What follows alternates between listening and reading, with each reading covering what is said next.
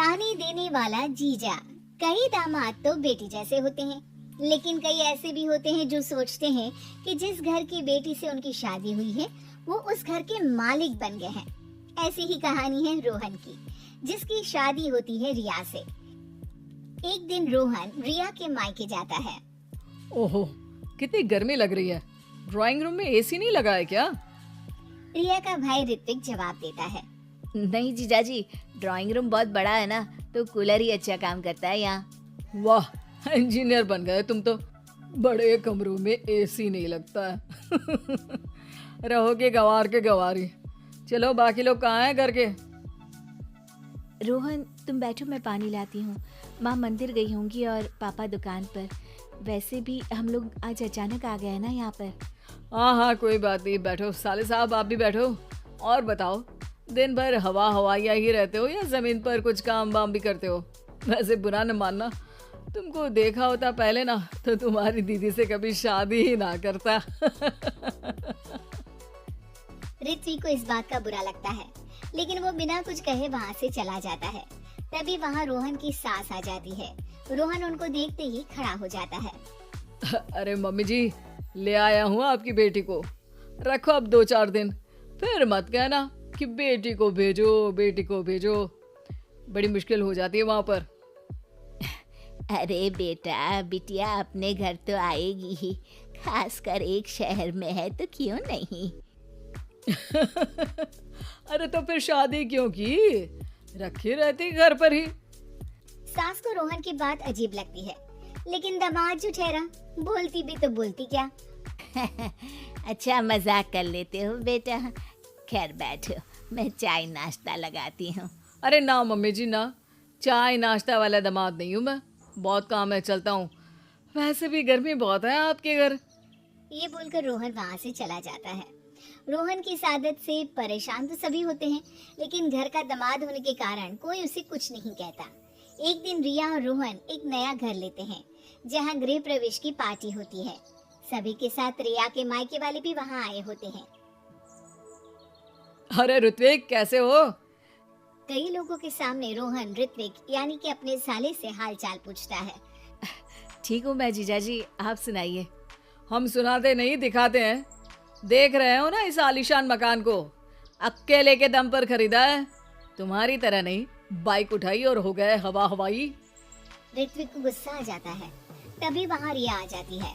रिया भाई की बेइज्जती देखकर सभी के सामने कहती है, मेरा भाई देश की सबसे अच्छी कॉलेज से इंजीनियरिंग कर रहा है। अभी वो छोटा भी है, जब आपकी उम्र तक आएगा तो जरूर इससे भी अच्छा करके दिखाएगा। ये बोलकर रिया अपने भाई को लेकर चली जाती है।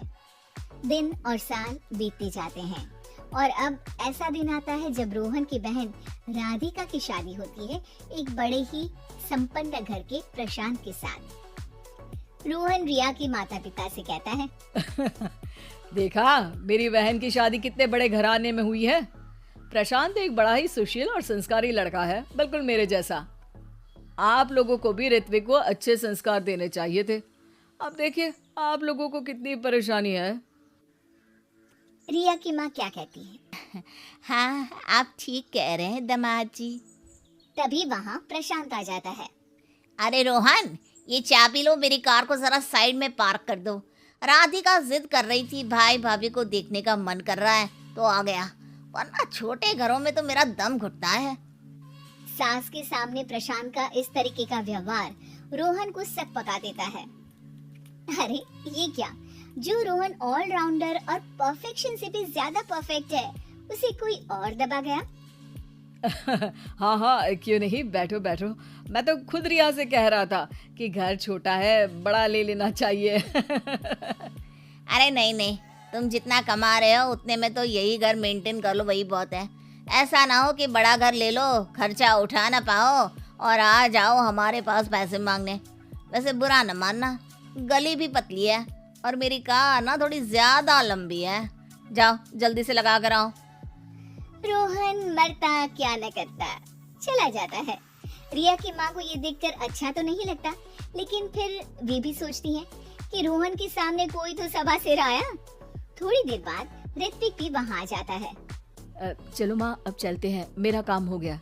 हाँ बेटा, लेकिन अभी थोड़ी देर के लिए राधिका भी आई है, सोच रही हूँ उससे मिल लूं।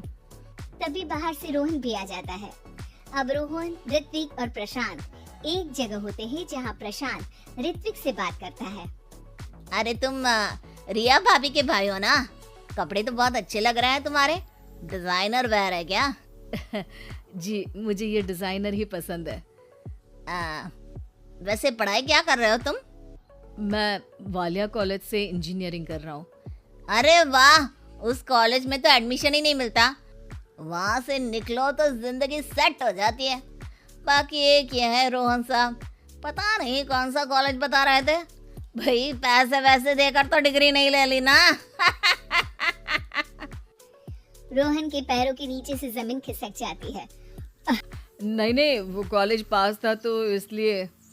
अरे वो तो तुम्हारे चेहरे से ही दिखता है, काम काज में अनाड़ी और कामचोर, वरना इतने साल की नौकरी के बाद कहाँ पहुंचे? कहीं नहीं। ऋत्विक रोहन की बुराई सुन नहीं पाता।